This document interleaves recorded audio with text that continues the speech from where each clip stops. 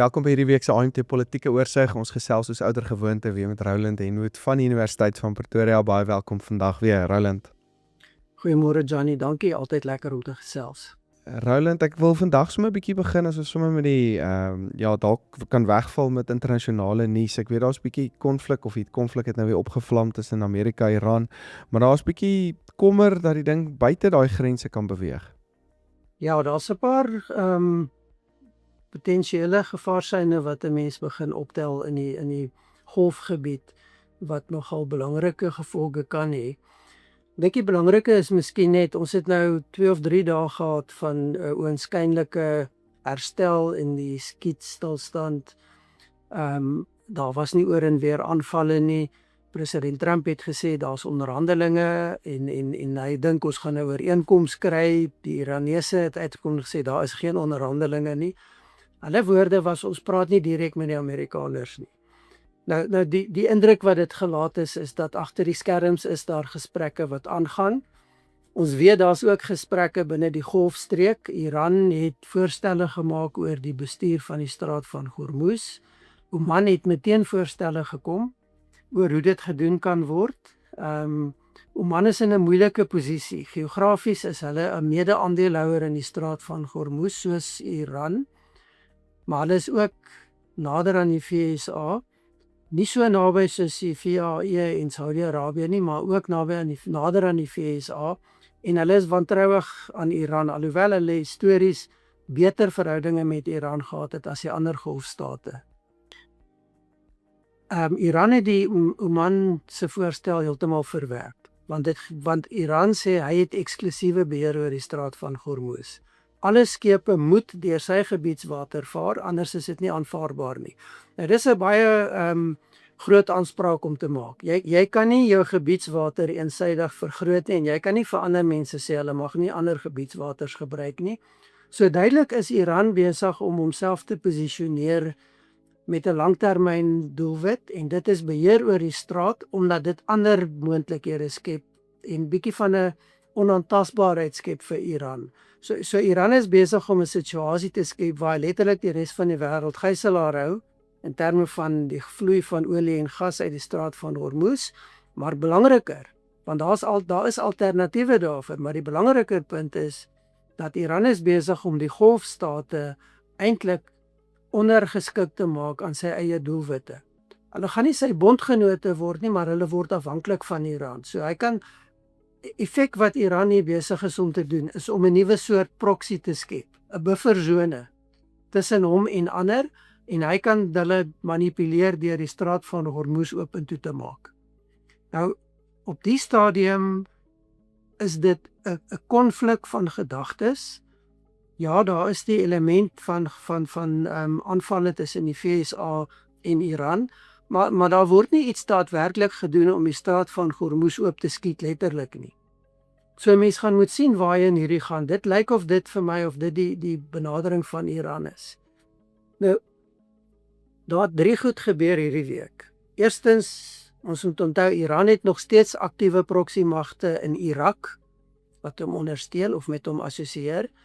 Hy het proxymagte Hezbollah in Libanon, alhoewel dit baie stiller is, daar is hulle nog daar.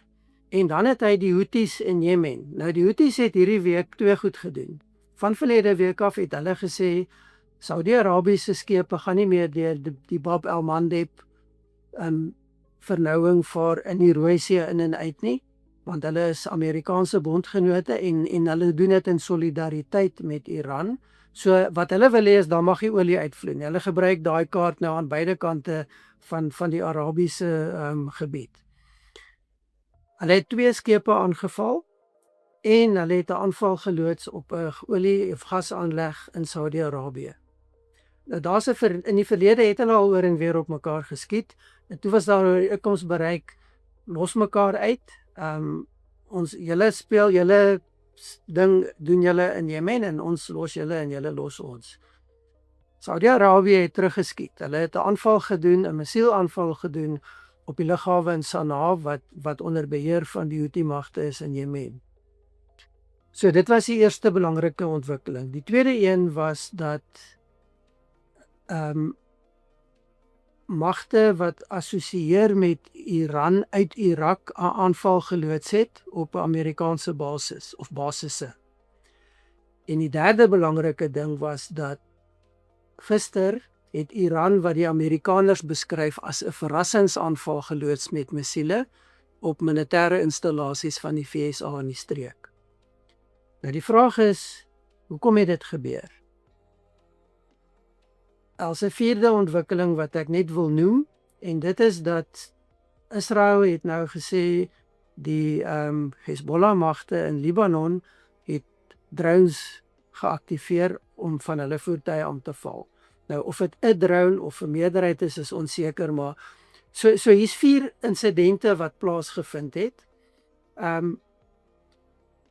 Miskien kom ons kyk net daarna. Daar's 2 belangrike elemente hiervan. Die eerste een is daar word ander magte betrek. Saudi-Arabië wat nou aktief 'n aanval op die Houthis geloods het, maar in die VSA se teenaanval op Iran as gevolg van wat hulle as die verrassingsaanval beskryf het en die aanvalle uit Irak, het Saudi-Arabië skynbaar saam met die VSA deelgeneem aan aanvalle in die noordelike deel van Irak. Nou die belangrike hiervan is Saudi-Arabië het nou vir die eerste keer wat ons weet aktief in die konflik betrokke geraak en daar is gerugte wat sê Saudi-Arabië druk nou dat hierdie konflik moet eskaleer en tot 'n punt gedryf word, 'n militêre oorwinning met ander woorde oor Iran. President Trump dreig, hy gaan dit doen. Aan die een kant sê ons onderhandel, ons gaan 'n ooreenkoms kry, maar hy gaan nie oor tot die groot aanval wat hy gesê het hy gaan doen nie. Nou een van die interpretasies is dat hy advies gekry het in Washington dat die VSA het nie genoegsame verdedigingsstelsels beskikbaar om nou in 'n groot en uitgerekte konflik betrokke te raak nie. So dis nie dat hulle nie genoeg wapentuig het nie.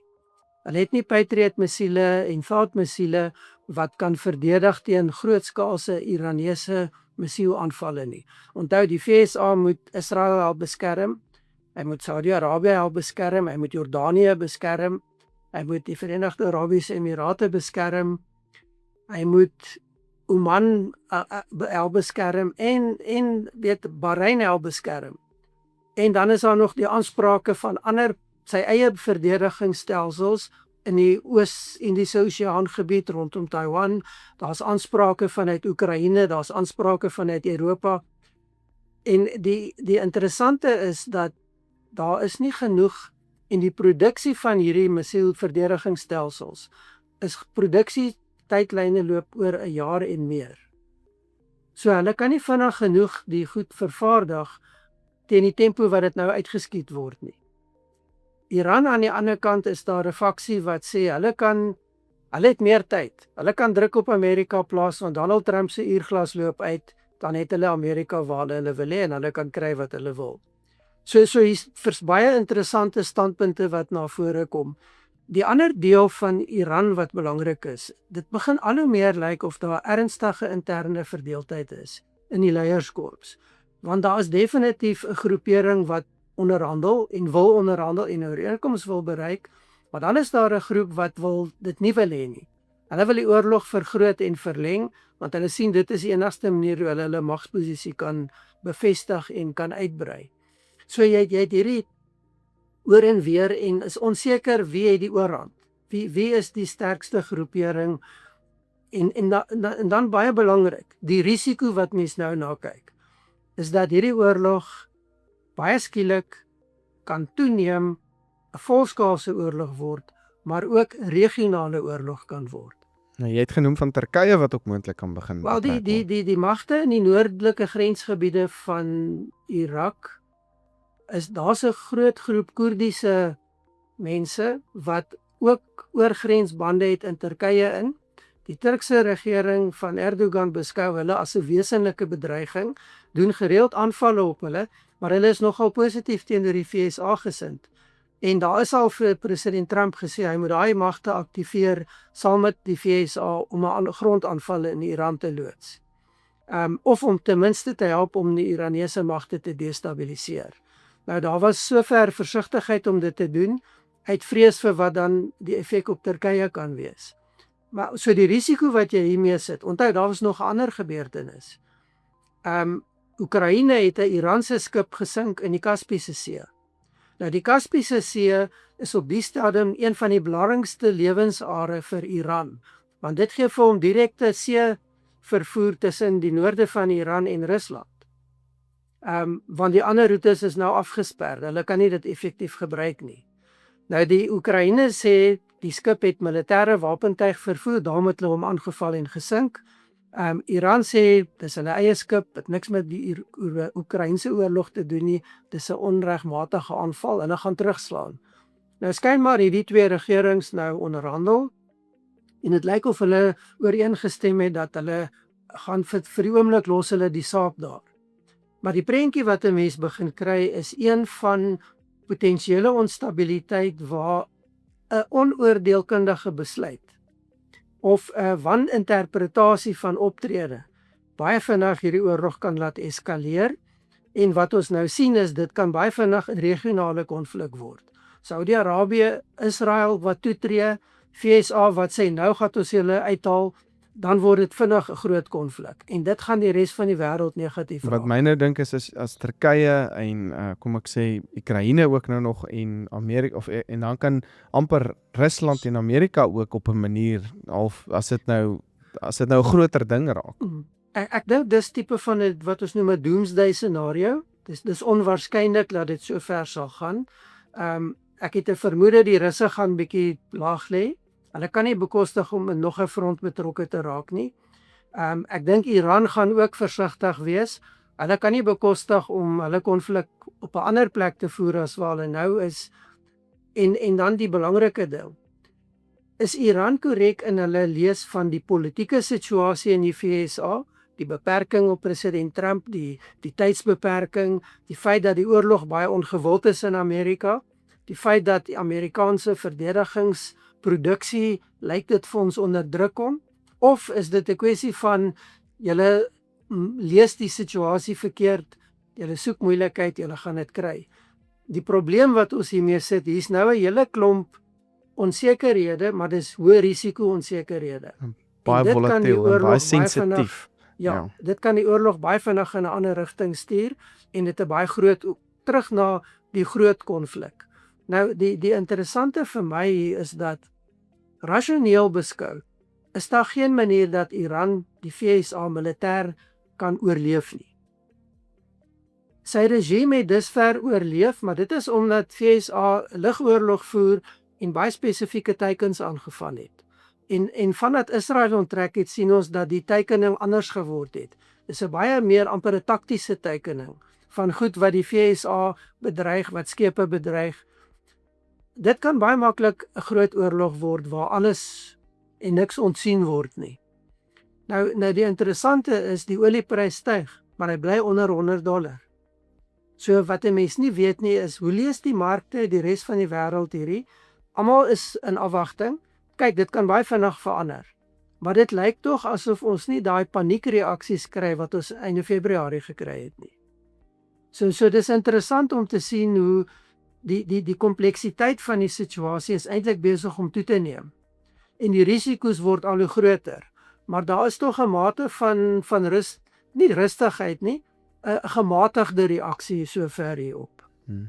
Roland, ek wil sommer 'n bietjie wat ek en jy het voor die opname ook nou begin praat en ek wil graag daarby uitkom is met die El Niño en die droë toestande. Eintlik nou nie El Niño nie, maar ons sien hierdie verskriklike hittegolwe in Europa, brande, daai aspekte en aardverwarming, dis nou weer 'n topik op sy eie of onderwerpe op sy eie.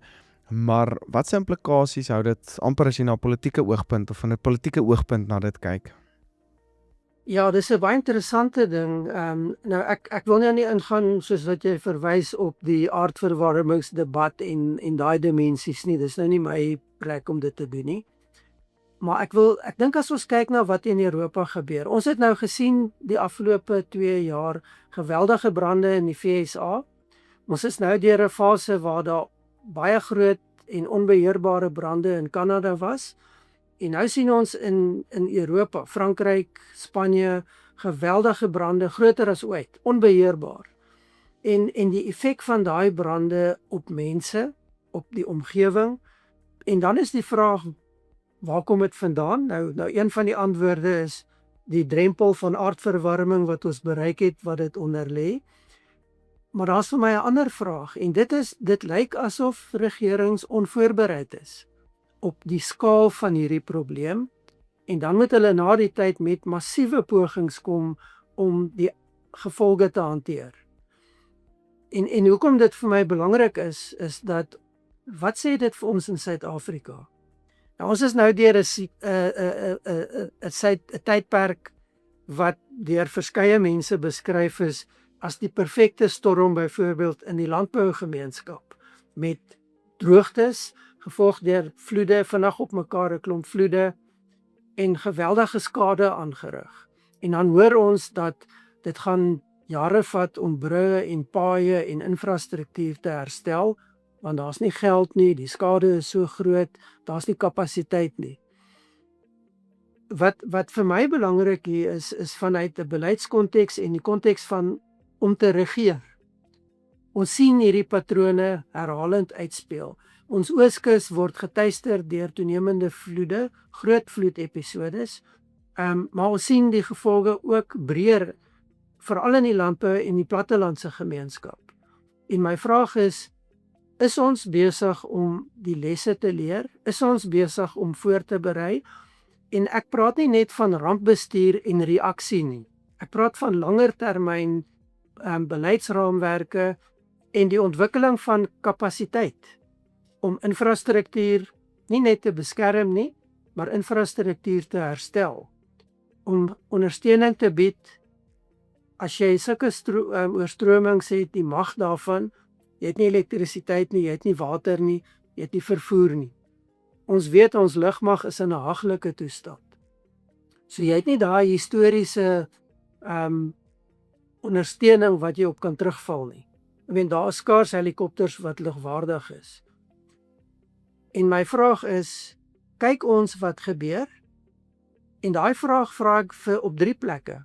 Ons nasionale regering, ons provinsiale regerings en dan ook georganiseerde landbouindustrie. Ek maak dit baie algemeen. Kyk ons na die goed met die erns om te sê hierdie is 'n nuwe realiteit, is 'n werklikheid.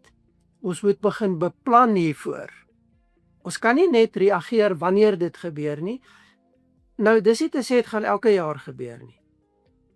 Maar ons loop die risiko van toenemende ernstige omgewingsrampe en krisisse, soos die res van die wêreld.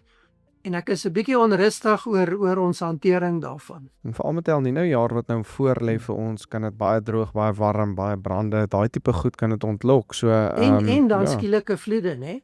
Ja, en dan Want El skielike Nino is vloede. nie net droogte vir almal nie. Ja. En ek dink dis die onvoorspelbaarheid daarvan. En dis hoekom ek die vraag vra.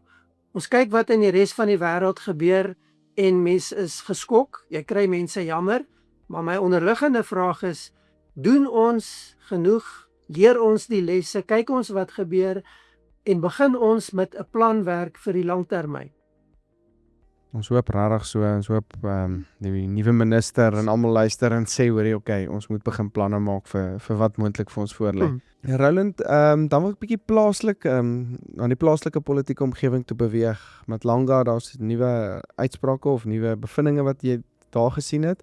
En dan bietjie aanloop na ons plaaslike verkiesing toe ook met ek weet hierdie naweek verkiesings of registrasienaweek, Ja, die laaste registrasienaweek. Gewoonlik na die registrasienaweek word die verkiesing geproklameer, dan sluit die kiesersrol, so mense wat dan nie geregistreer is nie, kan nie deelneem nie.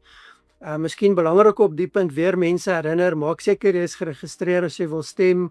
Mense in stedelike gebiede of ander gebiede waar kiesafdelingsveranderings aangebring is, herafbakening, maak seker jy is geregistreer op die plek waar jy gaan stem, nie op 'n plek waar jy geblok word nie, want hierdie is 'n ontsettend belangrike verkiesing vir plaaslike regering en vir die kwaliteit van lewe van mense in Suid-Afrika in die algemeen.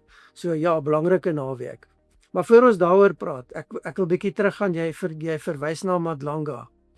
Nou die Madlanga kommissie is besig om, ek wil sê, grensverskuivend te wees in Suid-Afrika in die konteks van ondersoek, hantering van data van getuienis maar ook die effek wat dit op regering in Suid-Afrika alreeds het en gaan hê. Ons moet onthou, regering hier beteken breedweg. Sien net die president en die kabinet nie. Dis ook die amptenare, dis verskillende instellings. En dit wat hierdie week voor Madlanga gebeur het, einde verlede week en hierdie week, is uiters onrusbarend. Ons sien nog 'n krities belangrike teenkorrupsie eenheid is besig om absoluut in duie te stort en uitmekaar te spat. Nou, daar's baie redes daarvoor. Mens kan nie oor alles hier praat nie. Maar die getuienis wat die afgelope dae uitgekom het, maak 'n mens ernstig bekommerd. En een van die aspekte wat ek wil uitlig, miskien net dit, die funksionele, die onmiddellike ding, dat die IDAC, die onafhanklike teenkorrupsie eenheid binne die nasionale vervolgingsgesag, is ernstig gekompromiteer. Daar word nou baie vrae gevra oor sake wat nou hangend is. Van die sake is teruggetrek.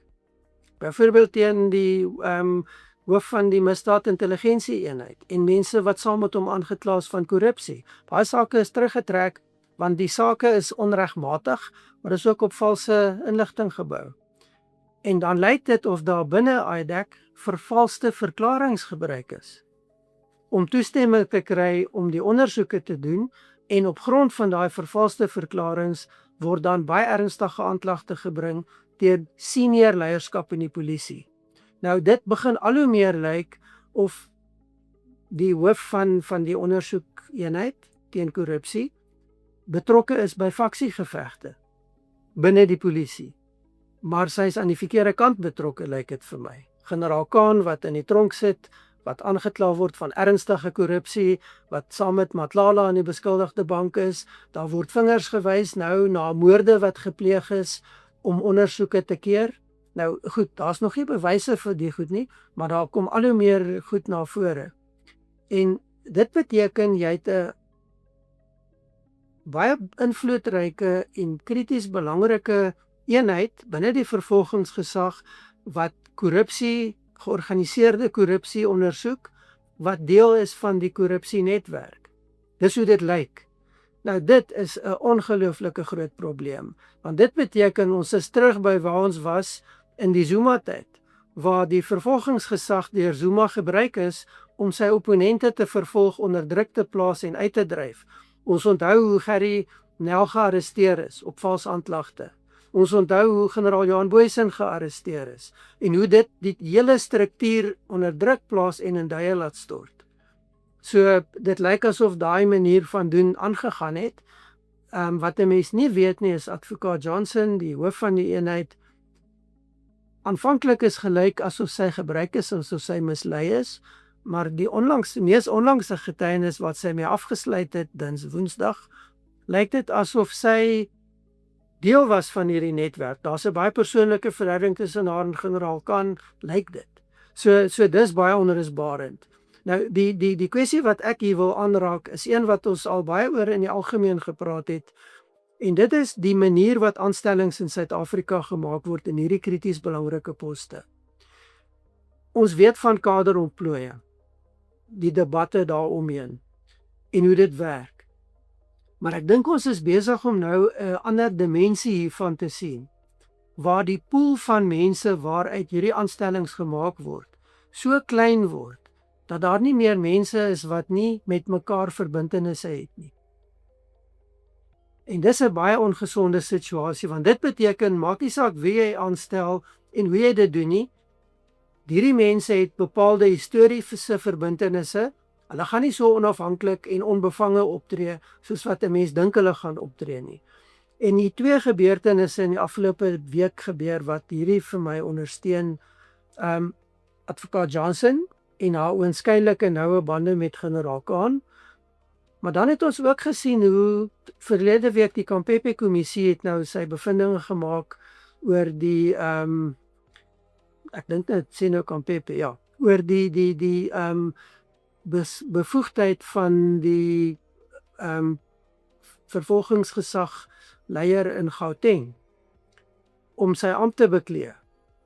Daar was 'n ondersoek, daar was klagtes, onthou hy is betrek by valse aanklagte, weiering om sekere sake te hanteer in die Zuma-tyd, maar ander te gebruik wat nie werklik klagte was nie. Toe is daar gesê daar moet 'n ondersoek gedoen word, is hy geskik om sy pos te beklee.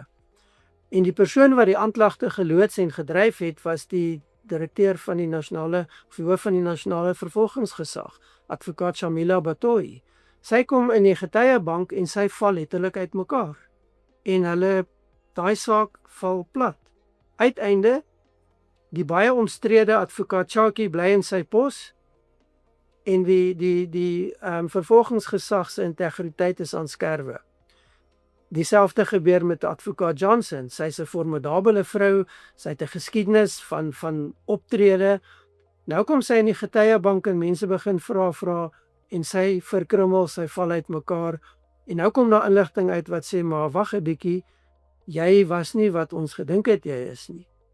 En een van die kritiese elemente vir my gaan terug na hoe maak ons aanstellings in hierdie belangrike poste. Daar's te veel netwerke vir 'n baie klein groepie mense. En dis baie duidelik dat ons vorentoe in Suid-Afrika ernstig gaan moet herbesin. As ons goeie regering wil hê, effektiewe regering wil hê, gaan ons moet ontslaa raak van die praktyke en die klein elite wat absoluut alle besluitneming hanteer in hierdie konteks. Ja, en almal Want dit verder is nie uitdryf volhoubaar nie. wat nie daar is, wat nie daar hoort nie. Ja. Hoor die Roland in terme Net 'n van opmerking, byvoorbeeld een van die implikasies nou is dat die kommissaris van polisie, generaal Masemola, wat aangekla is, skynbaar is hy wederregtelik aangekla. Die saak waar hy saamgevoeg is met 12 ander beskuldigdes is nie 'n saak waarby hy eers betrokke moet wees nie. So dit lyk asof die saak teruggetrek moet word. Die vraag is, wat doen dit aan sy aansien as kommissaris en sy effektiwiteit as kommissaris? Kan hy teruggaan en dit oorleef en 'n effektiewe kommissaris word? Nou goed, ek weet daar's baie vrae gevra oor sy leierskapstyl en effektiwiteit in elk geval. Maar hierdie is 'n kwessie wat en ek dink ons begin nou sien dat die wesenlike effek en die langtermyn skade wat hierdie doen, nie aan persone nie, maar aan instellings. En instellings is die wese van 'n demokratiese proses. Instellings is die wese van effektiewe regering.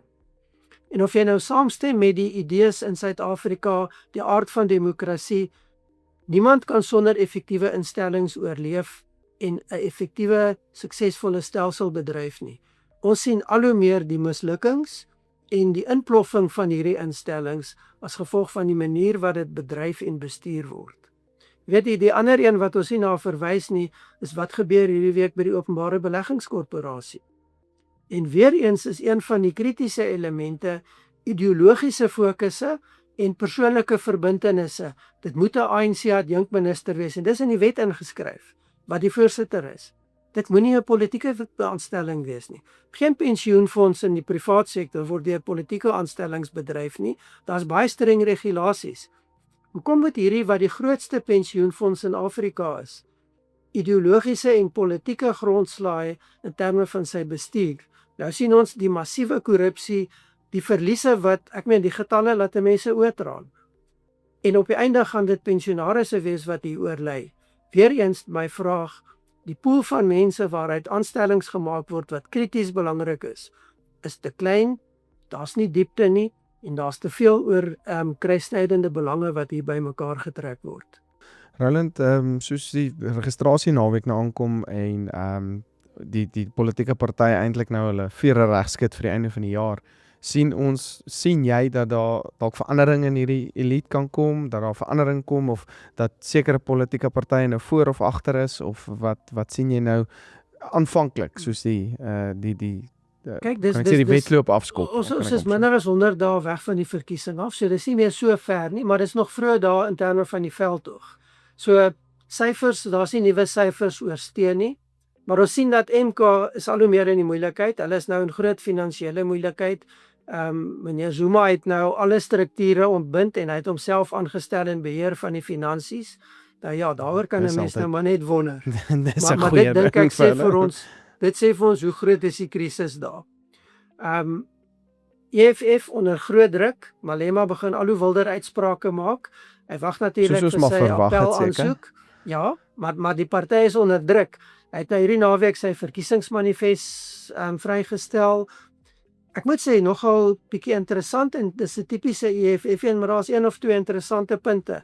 Onder andere in hulle slothoofstuk sê hulle dat daar moet samewerking met privaat industrie, privaat sektor wees om plaaslike regering te herstruktureer en effektief te maak. Nou dit's dramaties anders vir die EFF. Hoe hulle dit doen, met wie hulle dit doen, weet ek nie, maar dis wat hulle in hulle dokument Hulle wil alles sê. net nasionaliseer altyd. Ja.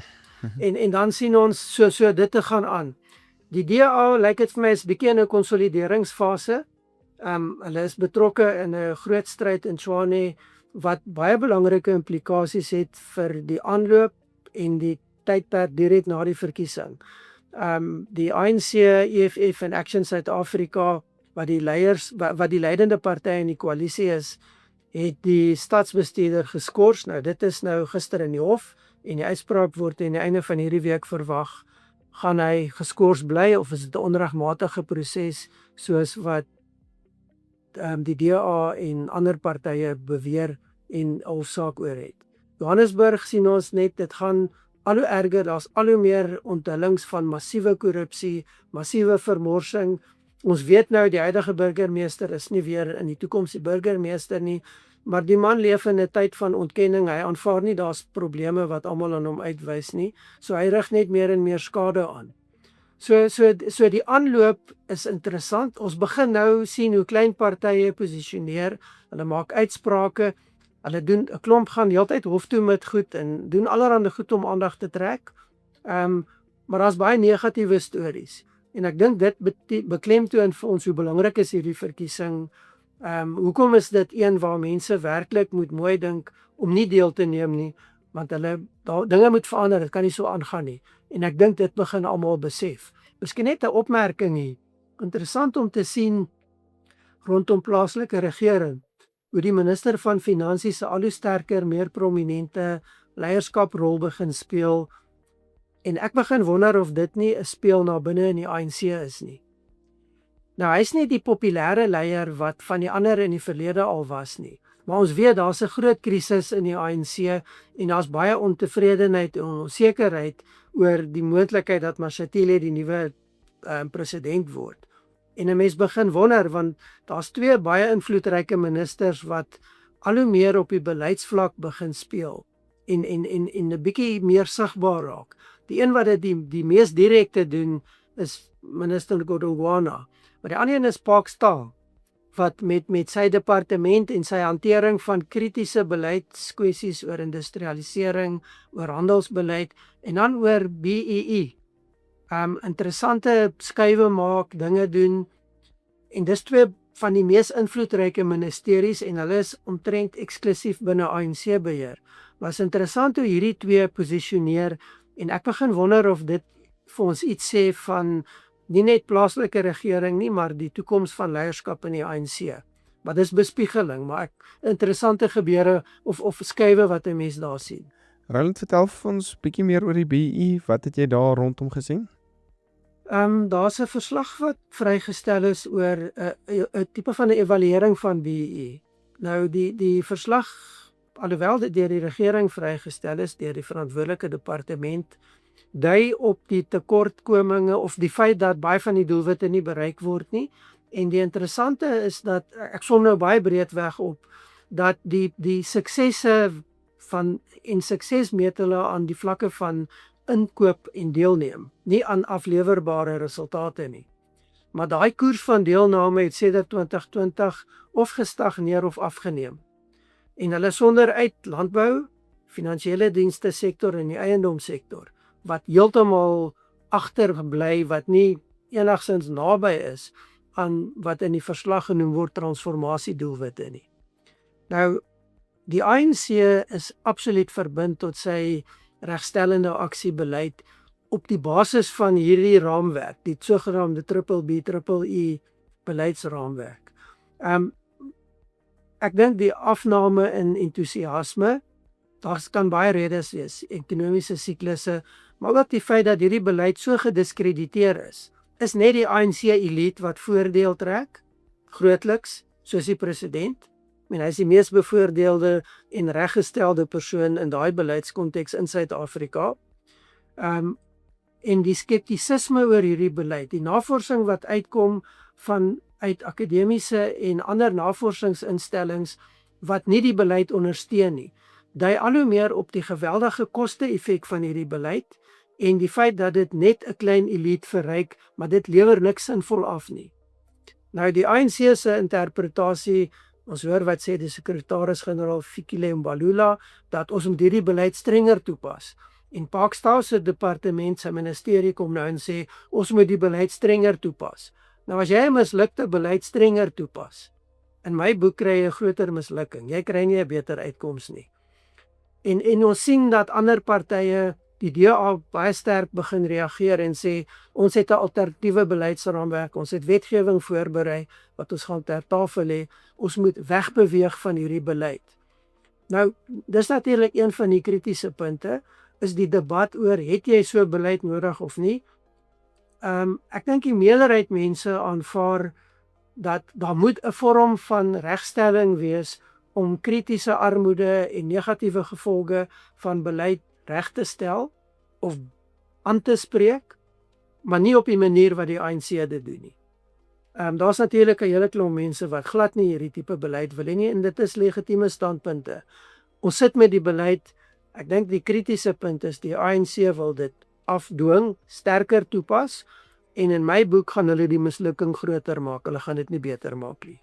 Het voel vir my hulle stamp hulle kop maar net weer en weer teen dieselfde muur. Roland, baie dankie vir jou tyd vandag. Dit was weer baie insiggewend, baie 'n hoogtepunt vir my elke week. So baie dankie vir jou tyd en ja, sterkte vir die res van die week. Dankie, groot plesier en ook beste vir al die mense wat luister.